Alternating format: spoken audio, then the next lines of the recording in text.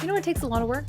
Selling services. It's time, it's energy, it's you and your team highly, deeply involved with client work.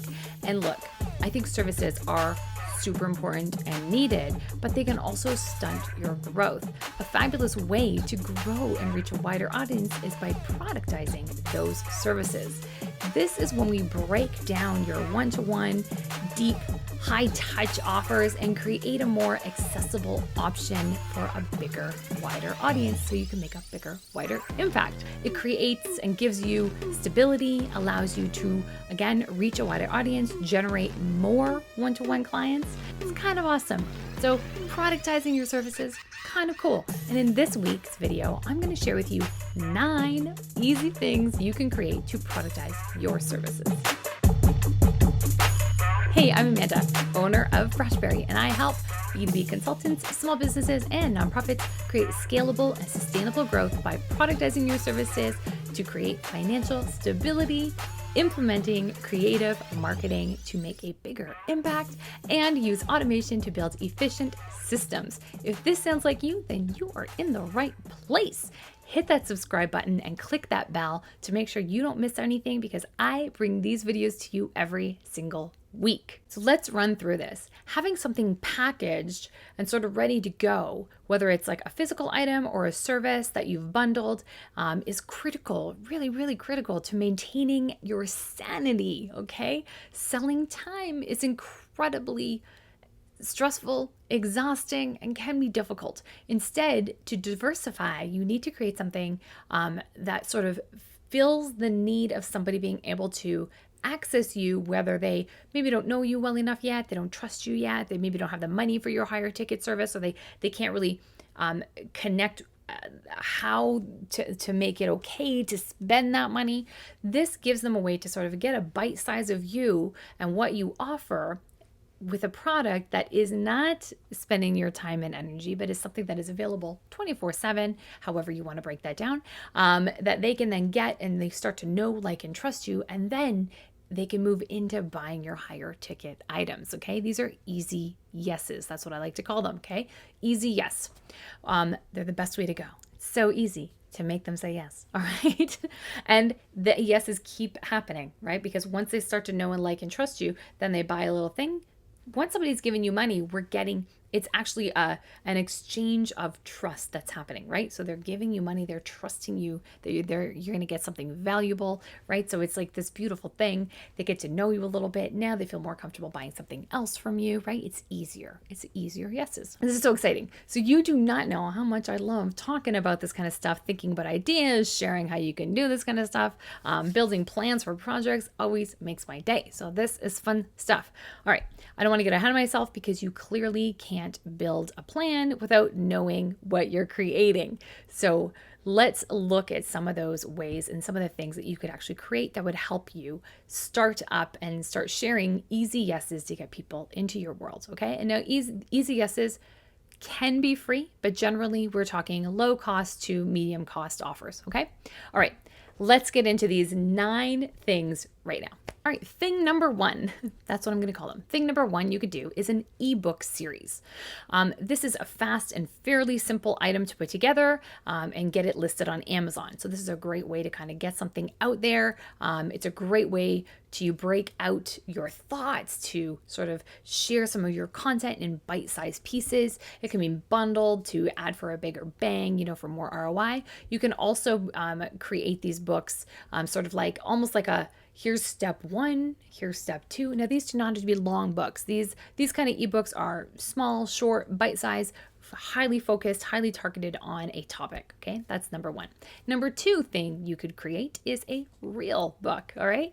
Getting fancy. We're leveling up from our ebooks, all right? The great thing about a real book are that they bring sort of this extra level of clout, okay? So having a real book, it's almost like you're serious.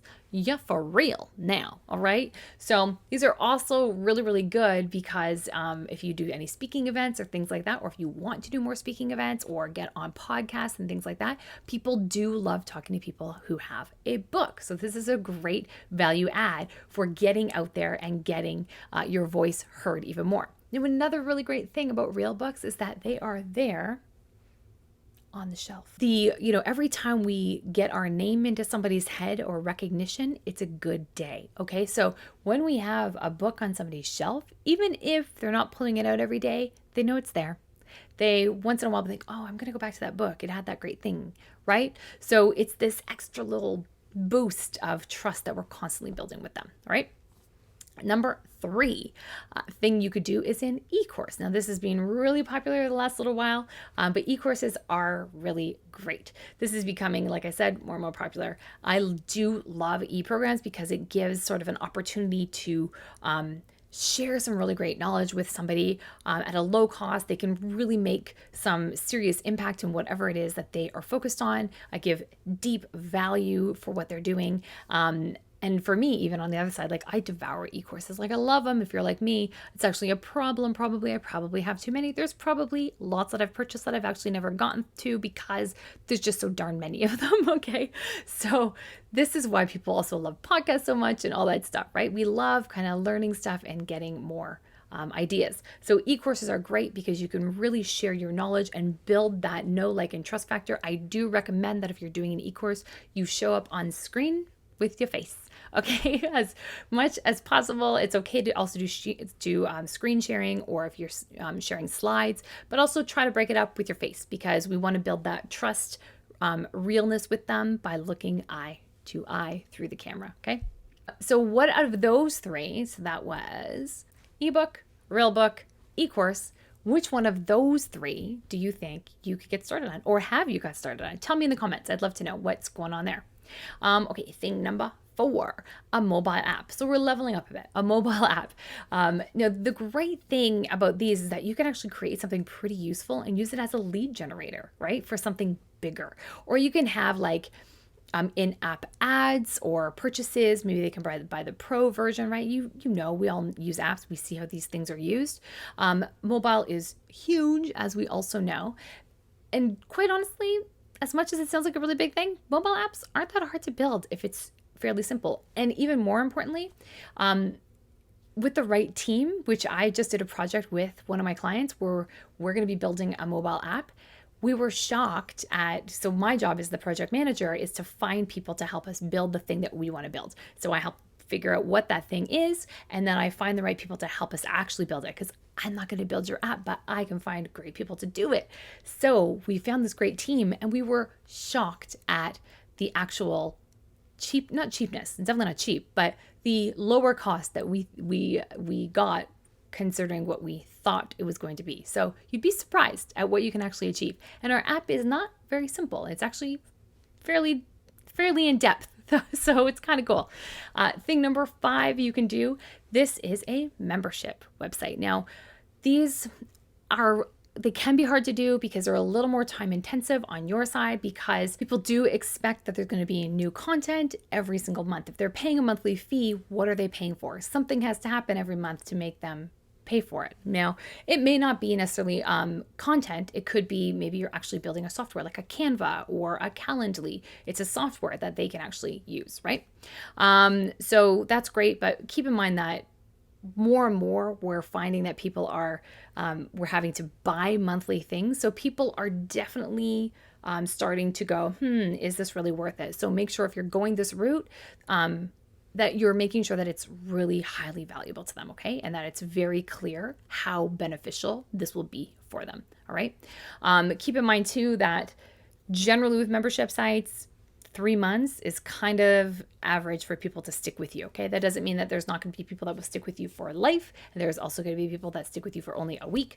But just sort of on the average, it's about 3 months. So at that 3-month point, maybe think about what can you do to sort of level up and keep them engaged and keep them excited about being part of your membership. All right, thing number 6 is an assessment tool or like a system, all right? So you can create something like, I'm sure you've heard of like DISC, or Sally Hogshead has Fascinate, right? These personality tests, these assessments. Not only is it amazing for you for lead generation, people love this stuff, right? Like, I mean, anytime someone says, oh, there's this personality test, I'm like, where is it? What is it? Give me the link. I gotta go. Right? I love it. if you're curious too, there's one out there called 16 Personalities. My favorite. Love that.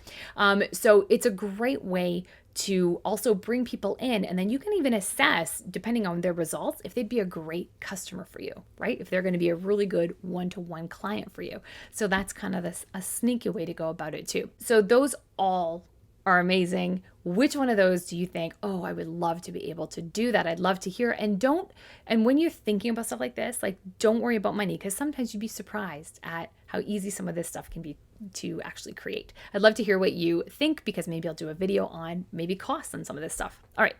Number 7 is to partner with someone else that offers something in the same vein as you. Okay. So it's not, it's not a competitive thing. It would be complementary. All right. So it's something that complements what you do and complements maybe what they do. So you're sort of complementary. Perhaps you're a life coach. So maybe you're partnering with a business coach. That would make sense, because the clientele can be mixed and matched there, or something like that. Okay. Or, I'm a web designer. Maybe I partner with a copywriter, right? So you can sort of mix and match. So they're not competing. They're complementary things. Number 8 is going to be to hold an event. Now, we obviously got really used to online events, and I do think they're great. I think online events are amazing, and there's really cool ways now. There's really cool tools out there that you can use to bring in some interesting interactivities and things like that into your online events. So events are a great way to do this. Also, live events are going to be coming back. We're in summer of 2021, but live events are around the corner, and I think people are really going to want to start diving into live events really, really soon. Once we kind of get over that fear factor of getting on a plane with a bunch of people, right? Okay. But the added benefit to events are that you can sort of bring in extras. So you can have like pre and post education options, or private dinners with your top speakers, pop in coaching options for people, right? So there's all these ways you can kind of level up and add on these really cool packages to really amp up the value and help your target audience and your clients really get as much as they can out of your event.